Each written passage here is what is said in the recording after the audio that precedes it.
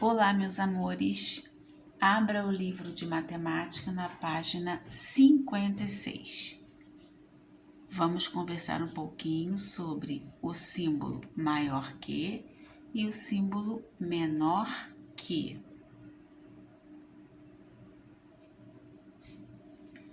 Alice e Rafael gostam muito de ler. Meu livro tem 129 páginas e o meu tem 142 páginas.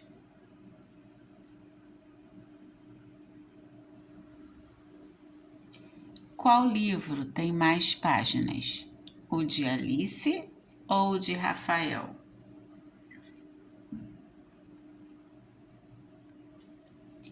Vamos comparar essas quantidades observando o material dourado.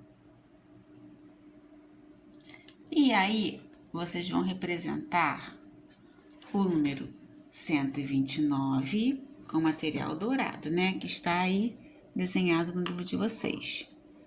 Lembra? 9 unidades, 2 dezenas, 3 centenas. Então, nós temos 129 unidades. Então, nós temos aqui, preste atenção, hein? Para vocês não errarem.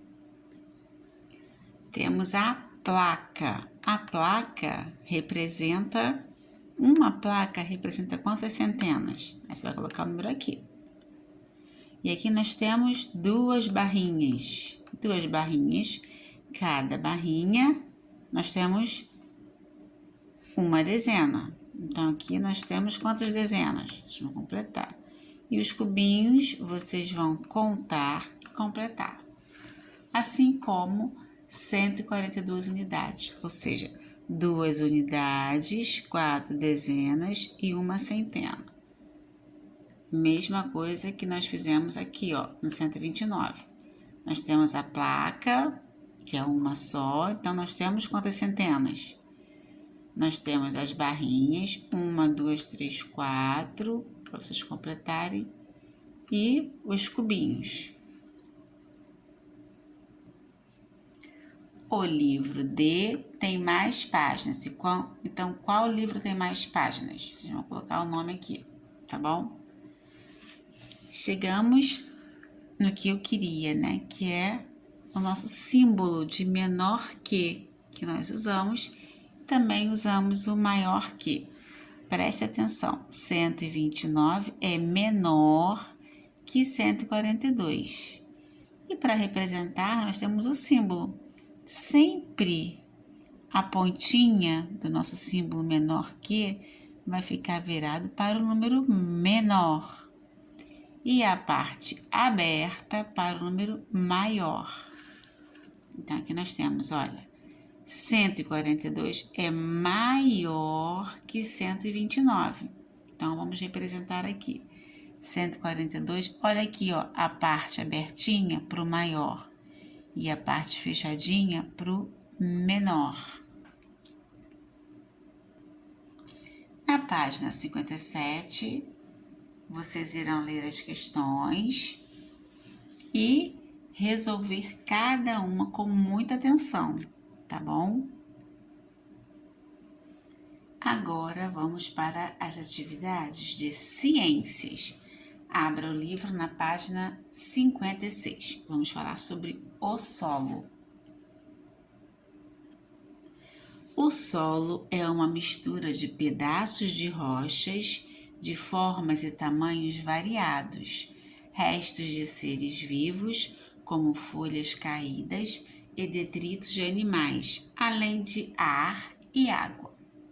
Há solos de diversos tipos, secos e pedregosos, úmidos e formados por grãos bem finos. Existem solos claros, escuros e de diversas cores. Dependendo do tipo de solo, há maior ou menor quantidade de água e de ar entre os grãos que o formam. É no solo que o ser humano cultiva a maioria dos seus alimentos. Chamamos de solos férteis aqueles que contêm água, nutrientes e gás oxigênio em quantidades adequadas para as plantas fixarem suas raízes e crescerem fortes e saudáveis. Os seres humanos constroem suas moradias sobre o solo.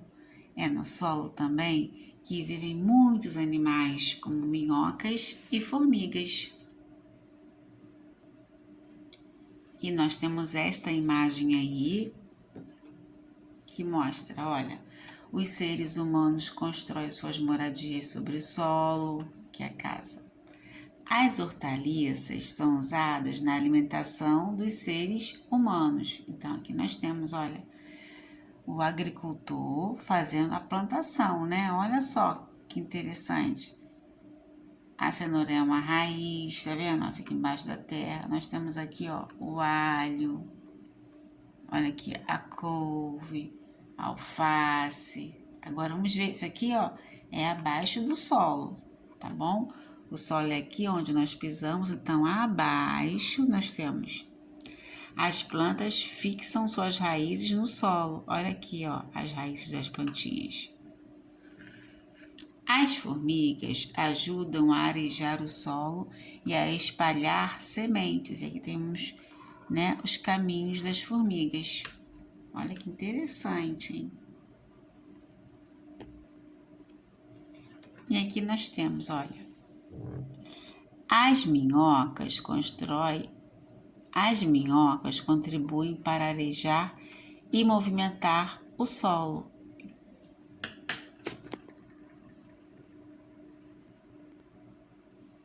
Vamos ver o que significa arejar.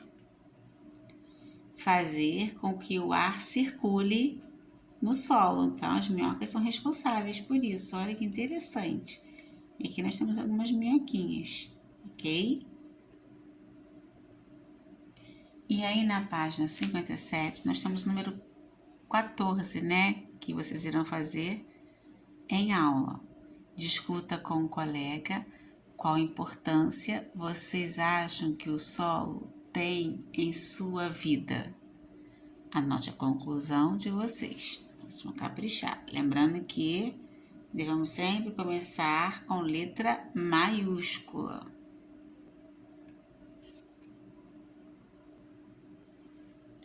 Página 58. Cada ambiente é de um jeito. Então, observe bem esse ambiente aí, olha.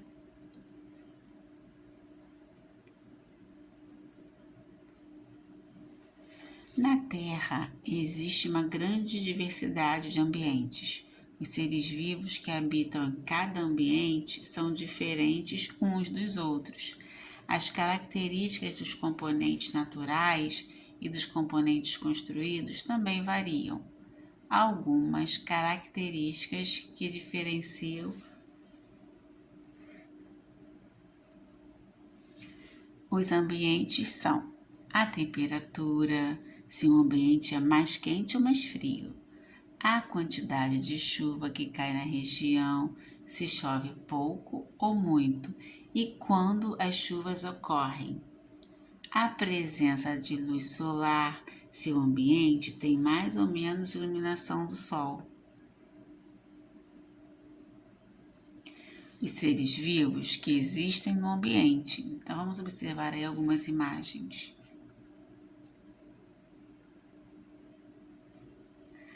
Os pinguins vivem em ambientes bastante frios e com gelo. E aí nós temos aí, olha, vários pinguins. A floresta amazônica é um ambiente com bastante chuva, plantas em abundância e grande biodiversidade. E aí nós temos a floresta amazônica. No mar, a quantidade de luz varia de acordo com a profundidade. Quanto mais fundo, mais escuro é o ambiente. Interessante, né?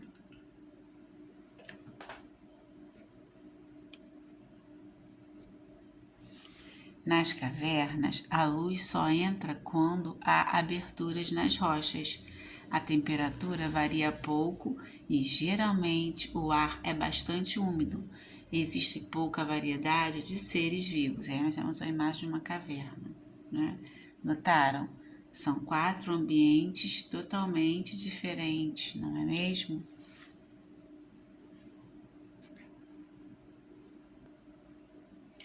Página 59. Vamos falar sobre o ambiente aquático. São cobertos por água. Eles podem ser de água salgada, como oceanos e mares, ou de água doce, como rios e riachos. A água doce tem esse nome porque apresenta menos sal que a água salgada. A quantidade de luz no ambiente aquático varia com a profundidade. Quanto mais fundo, mais escuro é o ambiente. Não ocorrem grandes variações de temperatura ao longo do tempo. Então, vamos observar aí a imagem. Cardume de Pirapotangas, no Rio Bonito. Olha que lindo! Nesse rio, também podemos encontrar plantas fixadas no solo, olha aí bem a imagem, né? Ou flutuantes. Município de Bonito, Mato Grosso do Sul, 2017. Página 60. Ambiente terrestre. Ambientes de terra firme, como florestas, campos e desertos, são chamados terrestres. Neles, as variações de temperatura são maiores em relação ao ambiente aquático. A quantidade de água disponível em um ambiente terrestre está relacionada à diversidade de seres vivos que o habitam, ou seja, a maior quantidade de água em um ambiente permite que mais seres vivos habitem aquele local. Isso ocorre porque os seres vivos precisam de água para sobreviver, mesmo os que vivem em ambientes terrestres. O tipo de solo também varia bastante, de acordo com o ambiente e com os seres vivos que nele habitam. E aí nós temos esta imagem, Serra da Capivara. As chuvas são raras e a temperatura geralmente é alta. Município de Canoas, Piauí, em 2009. Notaram? Olha, tem cactos, tem plantas mais sequinhas. Por quê? Porque há pouca quantidade de chuvas neste lugar aí. Por isso que não tem muito verde. Tem o verde lá ao fundo, mas também tem, né, plantinhas mais secas.